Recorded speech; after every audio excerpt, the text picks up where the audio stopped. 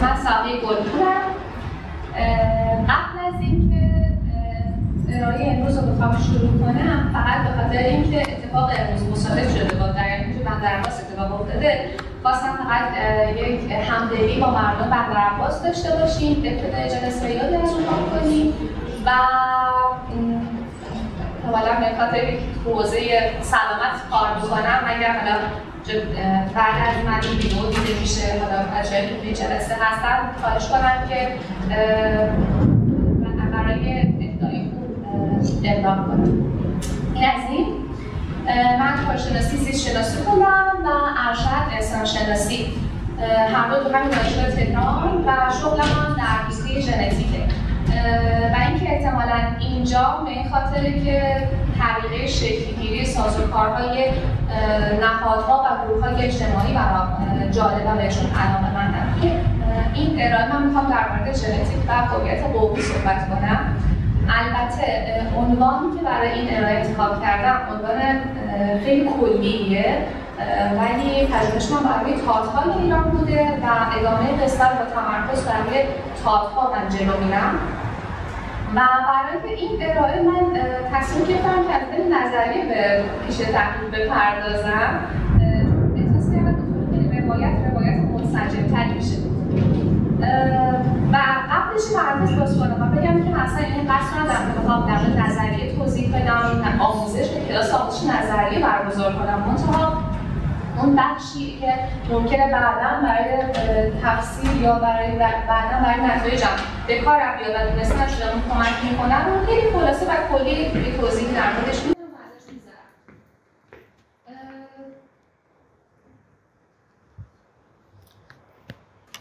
توی مباحث مربوط به هویت قومی شما با سه تا نظریه‌ای که بسیار شاخص‌تر از بقیه نظریه‌ها هستن روبرو میشین، با سه تا رویکرد ازلی‌گرا، رویکرد ابزارگرا و رویکرد برساخت‌گرایانه.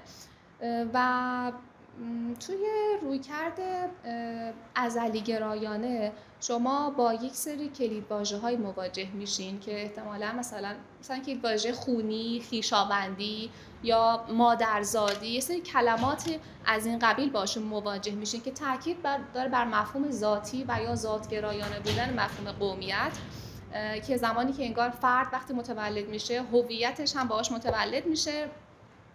و حالا در همین رویکرد ازلی‌گرا ما چند تا محور تأکیدی داریم.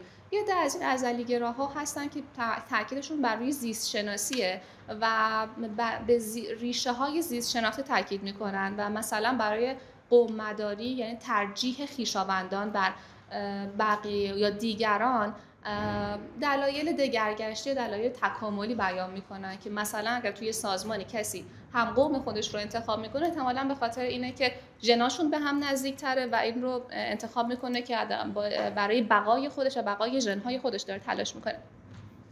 و در همین رویکرد ازلی‌گرا یک محور تأکیدی دیگه هم هست بر روی زبان و فرهنگ و توی اون مبحث زبان رو شاخصه اصلی قومیت، منشأ قومی در نظر میگیرن و میگن شما قومی رو پیدا نمی‌کنین که زبان مشترک نداشته باشه و افرادی که حالا به دنیا میان توی گروه خاصی زبان، فرهنگ، مذهب و آداب و رسوم خاصی دارن و شما عضو اون به دنیا میاد و هویتش شکل میگیره. رویکرد بعدی رویکرد ابزارگراست. توی رویکرد ابزارگرا برای قومیت یک ابزاره برای بسیج اجتماعی یا بسیج سیاسی اعضای گروه‌های مختلف برای تامین خواسته‌های سیاسیشون. اینجا در رویکرد ابزارگرا هویت یک صفت نیست که شما وقتی حالا به دنیا میاد از زمان تولدت کسبش کنی و یا همیشه ثابت و یکسان باقی بمونه، بلکه میگه هویت‌ها ایجاد میشن و توسط یک عده که عده میتونن گاهی نخبگان باشن، گاهی میتونن سیاسیون باشن و این برای رسیدن به اهداف خاص، به هدف مشخصیه. توی این رویکرد حالا رهبرای قومی با برجسته کردن تفاوت‌های قومی یا محرومیت‌های ناشی از سلطه یا رقابت گروه‌ها سعی می‌کنن به احساسات قومی دامن بزنن و با بهره برداری از نیروهای اجتماعی به اهداف سیاسی یا حالا اهداف دیگه خودشون برسن. و رویکرد برساخت‌گرا برخلاف رویکرد ازلی‌گرا قومیت ماهوی نیست و قومیت ساخته میشه در جریان تعاملات اجتماعی بین افراد. اما تفاوتی که با رویکرد ابزارگرا داره که تاکیدش روی اینکه هدف خاصی پشتشه یا انگیزه سیاسی یا انگیزه اقتصادی خاصی پشتشه، این تاکید خیلی وجود نداره. من از این مسئله گذر کنم و اینجا توضیح بدم که مسئله ما چطوری شکل گرفت. حقیقتش اینه که در قدم اول من شروع کردم در مورد اینکه پیشینه‌ای در بیارم در مورد تات‌ها که اصلا تات‌ها کیان، تات‌ها کجان، زبانشون چیه. ولی من میدم که هر چقدر ما داریم هی جلوتر میریم، قضیه داره برام پیچیده تر میشه. تات‌ها یه عده‌شون تو اردبیلن، یه عده‌شون تو زنجانن، یه عده‌شون استان مرکزی ان، یه عده‌شون توی خراسان شمالی هن، تو تهرانن، تو کرجن و تو گیلانن و استانهایی هستن که از هم دیگه فاصله دارن و توی هر یک از این استانها جمعیت‌های کوچولویی هستن که همشون میگن ما تاتیم و این هویت رو برای خودشون قائلن. در حالی که به طور معمول جمعیت‌هایی که یه هویت مشترک برای خودشون قائلن عموماً در کنار هم دیگه زندگی میکنن، مگر اینکه در یک گذشته در کنار هم زندگی کرده باشن، بعداً جدا شده باشن، تبعید شده باشن، مهاجرت کرده باشن یا اتفاقاتی از این قبیل. و اینجا دقیقاً جایی بودش که مسئله من شکل گرفت و سوال ما اینجا شد که آیا ممکنه که این تات‌ها یک منشأ ژنتیکی مشترک داشته باشن، بعداً از هم دیگه جدا شده باشن، یا نه اول جدا بودن بعداً این هویت قومی مشترک براشون ایجاد یا ساخته شده. حالا برای اینکه ما بخوایم این کار رو انجام بدیم، روش کار ما چی بوده؟ همطور که حالا مشخصه اساس کار من ژنتیکی بوده، ولی خب شما نمیتونید در مورد یک مسئله مثل هویت قومی که یک مسئله کاملا اجتماعیه اینو بیارین زیر ذره‌بین ژنتیک و اصلا بیاید چشممون رو ببندیم رو مسائل زبانی، چشممون رو ببندیم رو مسائل فرهنگی. به همین خاطر کار ما از زیر مطالعه تشکیل شده، زیر مطالعه زبان شناسی، انسان شناختی و خب زیر مطالعه ژنتیکی. ما حالا برای اینکه بتونیم یک هارمونی توی این پژوهش به وجود بیاریم سعی کردیم که با یک شبکه ایجاد کنیم، از مثلث‌سازی روشی استفاده کردیم با ترکیب از روش‌های مشاهده و مصاحبه، مطالعات کتابخانه‌ای و مطالعات ژنتیکی این کار رو ما جلو ببریم. حالا از این بگذرم، ولی ما در این بررسی به چی رسیدیم؟ اولین بخش که در مورد مطالعات کتابخانه‌ای من بخوام یه توضیح بدم، ما فهمیدیم که برای اینکه بخوایم تاتی رو بررسی کنیم باید بریم دنبال این که در مورد حضور یا ظهور ترکان به طور ویژه ترک‌ها در ایران بررسی انجام بدیم. چرا؟ خود تات یه واژه ترکیه به معنی بیگانه یا به معنی دیگری و این واژه رو ترک‌ها به هر کسی که ترک نبوده اطلاق می‌کردن یا هر کسی که ترکی حرف نمی‌زده و نمی‌خواسته ترکی حرف بزنه. اگه بخوایم معادل در نظر بگیریم مثلا میشه معادل عرب و عجم، چیزی که عرب‌ها به غیر عرب‌ها میگن عجم، مثلا به ما ایرانی‌ها مثلا ما میگیم عجم، ولی فرقش اینجا با تاتینه که حداقل ایرانی‌ها هویت خودشون رو به عنوان عجم توصیف نکردن، یعنی مثلا من عجمم، ولی هویتی که لیبلی که از طرف عرب‌ها به حالا غیر عرب‌ها خوانده میشه و قبل از ورود زبان ترکی به ایران مردم مناطق مختلف ایران زبان‌ها و حالا گویش‌های خاص خودشون رو داشتن که به اون زبان‌ها یا گویش‌ها صحبت می‌کردن. بعد از ورود زبان ترکی به ایران، زبان ترکی میاد کم کم جایگزین زبان‌های محلی یا گویش‌های محلی میشه و اون جمعیت هایی که ترکی حرف نمی زدن یا سلطه زبان ترکی رو نمی پذیرفتن بهشون تات گفته میشه به معنی غیر ترک. به همین خاطر ما اومدیم اینجا روند ورود ترکان به ایران رو در نظر گرفتیم و خب میدونیم که ورود ترکان به ایران یک ورود یک دفعه نبوده، یک ورودی بوده که تدریجی بوده در طی دفعات مختلف و یک کوچولو اینجا کار تاریخی مثلا تاریخ خوانی کردیم در واقع فقط توی این مطالعات. ما میدونیم که ترکان ریشه‌شون توی آسیای میانه است و آسیای مرکزیه و از اونجا وارد ایران شدن. چند تا موج ورود داشتیم یکیشون در زمانیه که عرب به ساسانیان حمله میکنن و در طی این حمله ترکان از این فرصت استفاده میکنن، میان شرق و شمال شرق ایران لشکرکشی میکنن، اما بعد دوباره مجبور به عقب نشینی میشن و دوباره چند سال بعد که باز تاریخ دقیقش مشخص نیستش، ترکان میان وارد منطقه دشت گرگان میشن، راه ارتباطی خراسان به ری بسته میشه، بعد والی خراسان حالا با اونها وارد جنگ میشه و دوباره ترکان به عقب نشینی میکنن.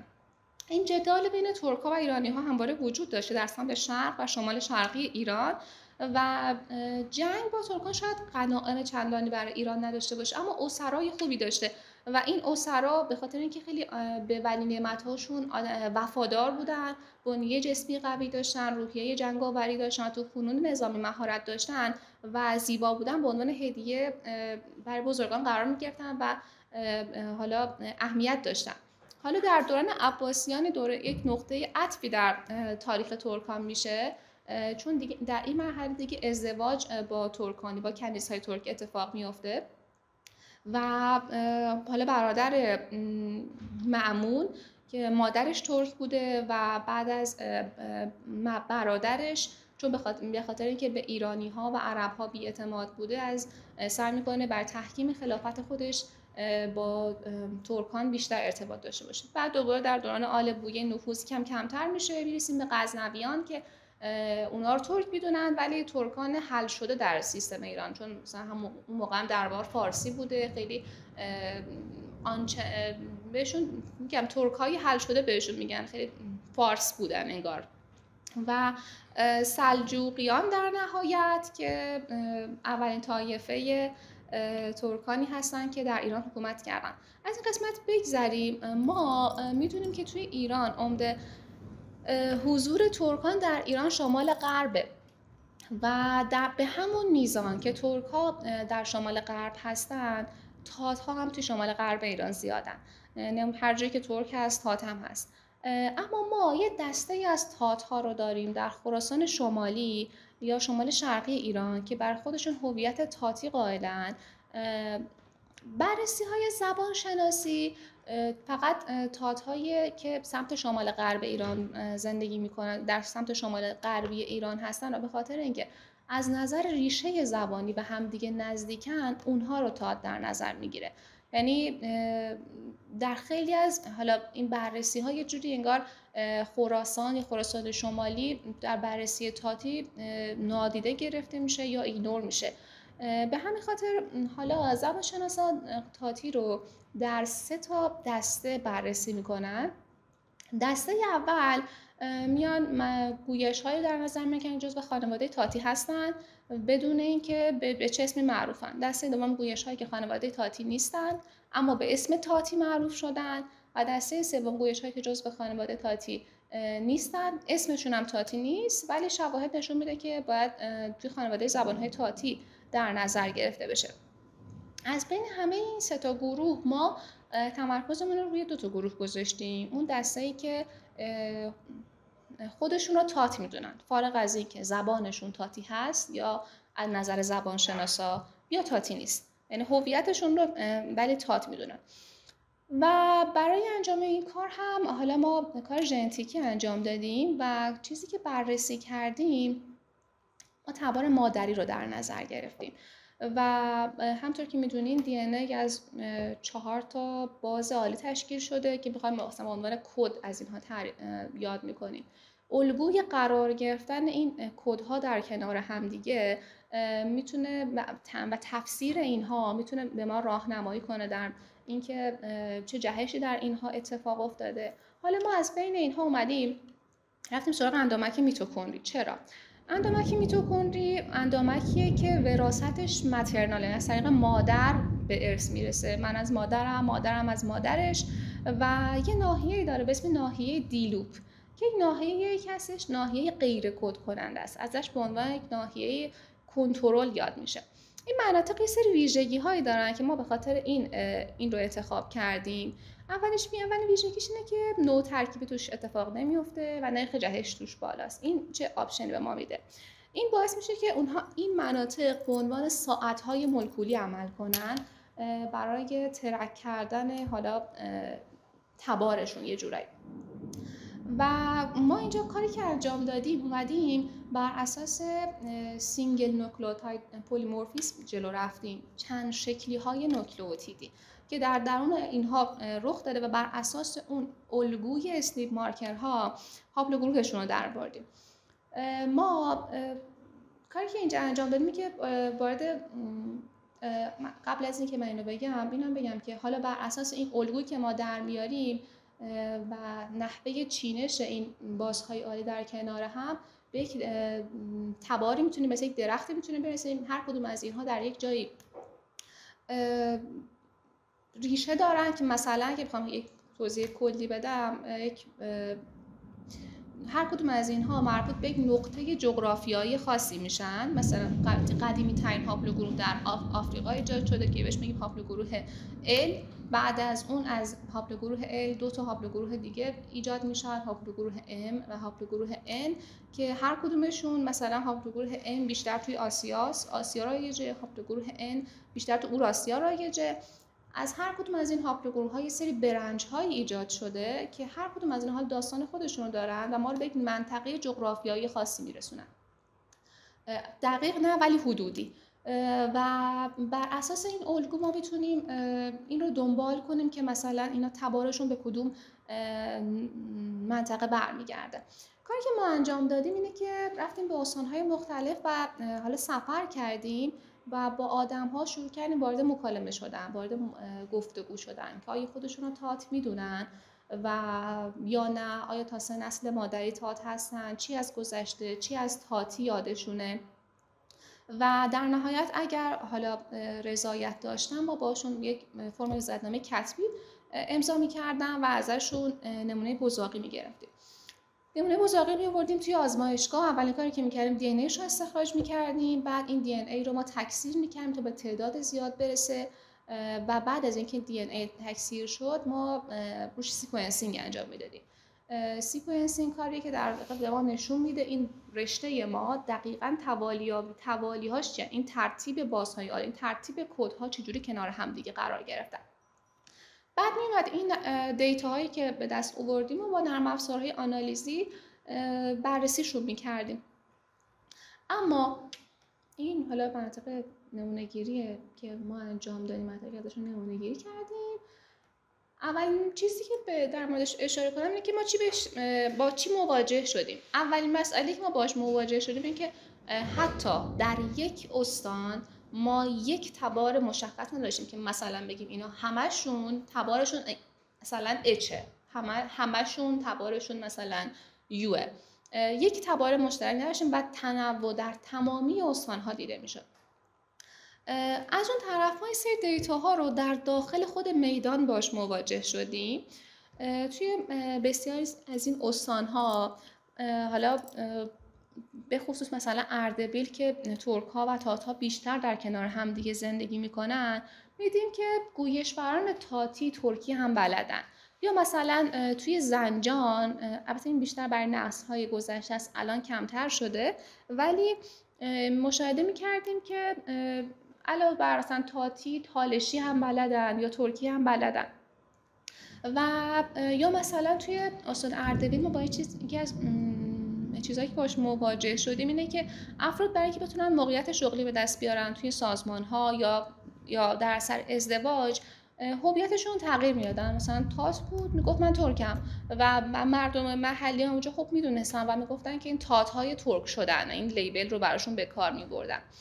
یا توی زنجان با چیزی که باش مواجه شدیم اینه که بعضی از مکان‌ها اسم مکان همچنان تاتیه و با اینکه مثلا ترکی صحبت میکنن ولی به اسم بعضی از مکان‌ها همچنان اسم تاتی رو به کار میبرن و میتونه نشون دهنده این باشه که این مناطق قبلا تات بودن و حالا یا به گویش زبانی قبلی خودشون صحبت میکردن و بعداً ترک شدن.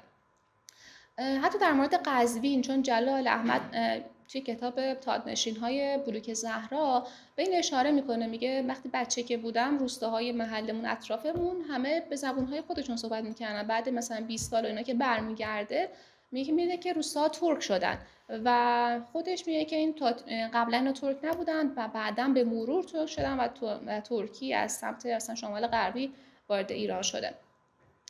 و یه نکته جالبی که ما تو استان خراسان شمالی باش مواجه شدیم اینه که هویت طاعتی در بعضی از استان‌ها در حال تغییر بود.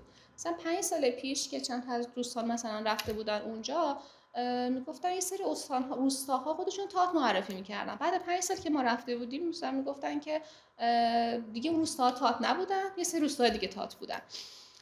و اولین نتیجه که به دست اومد برامون که حالا اصلا هم دور از ذهن نبود برامون که تمام این استان‌ها یک جد مشترک ندارن و ما تنوع می‌بینیم توی جمعیت تبار مادریشون. و در مرحله بعد ما اومدیم کل این مناطق طاعت نشین رو یه گروه فرض کردیم. این مناطق ازشون نمونه گیری کردیم، یک گروه در نظر گرفتیم، اومدیم با سایر گروه‌ها مقایسه‌شون کردیم، با ترک‌ها، با کردها، لک‌ها، لورا، با سایر گروه‌های ایرانی مقایسه‌شون کردیم، با سایر گروه‌های قومی، و دیدیم که تفاوت چندانی مشاهده نمی‌کنیم. یعنی خیلی تفاوتی بین اینها ما از نظر تباری مشاهده نمی‌کنیم. و این پژوهش هم همچنان مثل پژوهش‌های دیگه که در مورد بقیه حالا اقوام و اینجا انجام شده نشون دهنده اینه که ایران از نظر ساختار تباری ساختار همگنی داره و اینکه تبار ژنتیکی مشترکی ندارن، تبار ژنتیکی مادری مشترکی ندارن، و اینکه حالا ما خودمون بین خود طاعت‌ها هم یک تبار مشترک مخصوص که مثلا بگی این جهش یا مثلا این اسنیپ مشخص، اتنیک اسپسیفیک مختص این گروهه ما پیدا نکردیم. و میگم همینطور تفاوت معناداری بین با گروه‌های دیگه ما این رو مشاهده نکردیم. این بررسی ما در کنار مطالعات کتابخوانی و در کنار مطالعات زبانی بیایم در نظر بگیم یک تفسیر یا تحلیل ازش داشته باشیم، اینه که این به ما این شهامت رو میده تا بتونیم یه مقدار ریشه های اون بخشی از رویکرد ازلی‌گرا که تاکیدش بر روی ریشه های تباری یا نژادیه یا اون رو یه جورایی زیر سوال ببریم و با همدلی بیشتری با رویکردهایی مثل برساخت‌گرایانه یا با رویکردهای ابزارگرایانه بیشتر همراهی کنیم. البته این دو تا رویکرد ابزارگرا و رویکرد برساخت‌گرایانه، هر دوشون یه حالا وجه مشترکی که دارن اینه که هر دوشون قومیت رو محصول شرایط و تصمیم‌های افراد میدونن و بر دیرینه بودن مسئله هویت قومی رو زیر سوال میبرن و باعث شده این مسئله که تو خیلی بعضی از تحلیل‌ها این دوتا رویکرد رو یکی در نظر بگیرن و ذیل عنوان مدرن گرایی ازشون یاد کنن. اما اگه بخوام در نهایت مثلا کل این پژوهش رو در قالب یک جمله بخوام مثلا توصیف کنم، احتمالاً باید بگم پدیده قومیت، پدیده یا هویت قومی اونقدر پدیده پیچیده‌ایه که تقلیل دادنش به مسئله تبار، مسئله نژاد و به مسئله ژنتیک خیلی نگاه تقلیل گرایانه یا میتونیم بگیم نگاه کوتاه‌فکرانه ممکنه باشه. اما کار ما یقیناً اشکالاتی داشته و میشه کارهایی رو انجام داد که بهتر باشه و با یه سری محدودیت‌هایی هم مواجه بودیم. اولین مشکلی که مسئله‌ای در مورد کار ما وجود داره که ما فقط تبار مادری رو بررسی کردیم و مسئله ژنتیک یا تبارشناسی فقط تبار مادری نیست و شما مثلا باید اسنیپ مارکر کروموزوم X، Y، بقیه قسمت‌ها رو ما به خاطر مسئله مالی و به خاطر هزینه‌اش انجام ندادیم، تمرکزمون رو گذاشتیم روی تبارشناسی مادری. و مسئله بعدی هم مسئله که تعداد نمونه‌های ما کم بوده و برای اینکه بتونیم با اطمینان بیشتر و با شهامت بیشتر در مورد این مسئله اظهار نظر کنیم نیازه که ما تعداد نمونه‌های بیشتری رو کار کنیم. ولی میگم باز هم به خاطر محدودیت مالی و هزینه بسیار بالای این کار که چند 10 میلیون هزینه شده، متاسفانه برای ما مقدور نبود که بتونیم این کار رو انجام بدیم. حالا این پژوهش من به لطف استاد مشاورم حمایت مالی داشت، توسط شرکت پایش پارسه تات انجام شد و یکی دیگه از چالش‌هایی که ما باش در طی انجام پژوهش برخوردیم این بودش که خیلی سازمان‌ها و نهادهای غیر دانشگاهی با ما همکاری نمی‌کردن، حالا با وجود اینکه مجوز داشتیم یا کد اخلاق داشتیم، اما من یه نکته رو میخوام اینجا بگم که پژوهش‌های از این قبیل حالا نه در مورد ژنتیک تات‌ها بلکه بقیه گروه‌ها یا اقوام دیگه، نه توی ایران حتی، نه اولین باره نه قراره که آخرین بارش باشه. شاید میگم مثلا از 20 سال قبل دارن روی تبارشناسی ژنتیکی اقوام مختلف کار میکنن، بعداً هم قراره کار کنن. تنها فرقش اینه که تنها فرقی شاید این پژوهش با بقیه پژوهش‌ها ممکن داشته باشه اینه که پژوهش‌های دیگه در فضای بیولوژی و در فضای ساینس توسط ژنتیسیان‌ها انجام شده. چیزی که حالا این پژوهش رو و به خاطر این مسئله خیلی مطالعات زبانشناسی یا مطالعات انسانشناسی وجود نداشته و بعضاً در بعضی از تحلیل‌ها ممکنه یه سری مطالبی دیده بشه که خیلی شاید خیلی دقیق نباشن. مثلا یکی از پژوهش‌ها وقتی تنوعی رو که مشاهده کرده ارتباط داده به رسم زندگی کردن زنان با خانواده همسر که خب این رو بدون هیچ بررسی حالا کیفی یا مشاهده، فقط صرفا بر اساس چیزی که به خیال خودشون اومده این رو اضافه کردن. اما این اتفاق انجام پژوهش این مدلی در داخل حالا فضای دانشکده علوم اجتماعی